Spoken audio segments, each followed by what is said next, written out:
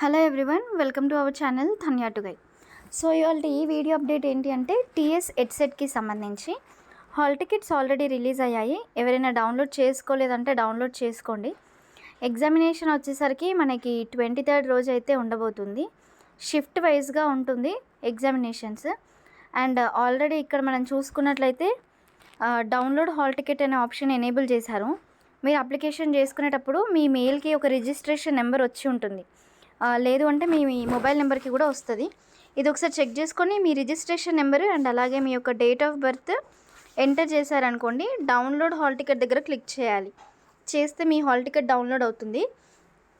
ఇందులో మీకు ఏ డీటెయిల్స్ ఉంటాయంటే మీ సెంటర్ ఎక్కడ అనేది ఉంటుంది.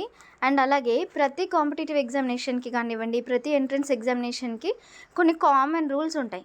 అవేంటి అంటే కంపల్సరీగా మీరు ఒరిజినల్ ఐడి ప్రూఫ్ తీసుకెళ్ళాలి. ఇప్పుడు ఐడి ప్రూఫ్ అంటే ఆధార్ కార్డ్ కానివ్వండి, పాన్ కార్డ్ కానివ్వండి, డ్రైవింగ్ లైసెన్స్ ఏదైనా కూడా తీసుకెళ్ళచ్చు. ఒరిజినల్ అన్నప్పుడు మీరు ఎలాంటి జిరాక్స్ కాపీస్ తీసుకెళ్ళొద్దు. అంటే ఇప్పుడు ఓటర్ ఐడి కార్డు ఉందనుకోండి, ఓటర్ ఐడి కార్డ్ జిరాక్స్ తీసుకొని వెళ్తే మిమ్మల్ని సెంటర్ లోపలికి అలౌ చేయరు, మీరు ఎంత రిక్వెస్ట్ చేసినా కూడా. సో అందుకోసమని కంపల్సరీగా ఒరిజినల్సే తీసుకొని వెళ్ళాలి. నెక్స్ట్ థింగ్, ఒక ఫోటో తీసుకొని వెళ్ళండి, పాస్పోర్ట్ సైజ్ ఫోటో. అండ్ అలాగే ఒకవేళ మీ నేమ్ ఏదైనా మిస్టేక్ కనుక పడితే మీ ఆధార్ కార్డు జిరాక్స్ పేపర్ కూడా ఒకటి తీసుకొని వెళ్తే ఏదైనా మార్పులు గిన ఉంటే అక్కడ ఒక ఫామ్ లాంటిది ఇస్తారు, అందులో ఫిలప్ చేసుకోవాల్సి ఉంటుంది. సో ఇదొకటి. ఇంకా నెక్స్ట్ విషయానికి వస్తే కౌన్సిలింగ్కి సంబంధించి అసలు ఎక్కడెక్కడ ఏ కాలేజెస్ బాగుంటాయి, వాటి ఫీ స్ట్రక్చర్ ఎంత ఉంటుంది, ఇవన్నీ కనుక్కోవాలంటే టెలిగ్రామ్లో ఆల్రెడీ ఒక పీడిఎఫ్ పెట్టాను.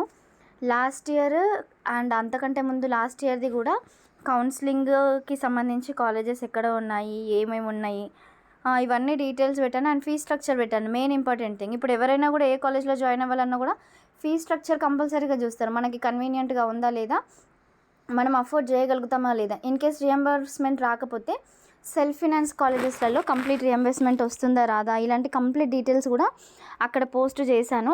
అండ్ చాలా వరకు ఎక్కువ గవర్నమెంట్ కాలేజెస్ ఆప్ట్ చేసుకోండి ప్రైవేట్ కాలేజెస్ కంటే. ఎందుకంటే గవర్నమెంట్ కాలేజెస్లలో అయితే మనకి కొంచెం ఫీ స్ట్రక్చర్ తక్కువగా ఉంటుంది, అదొకటి మెయిన్ రీజన్. అండ్ అలాగే గవర్నమెంట్ కాలేజెస్లలో కొన్ని కాలేజెస్లలో ఏంటంటే బుక్స్ కూడా అవైలబుల్గా ఉంటాయి, అదొకటి.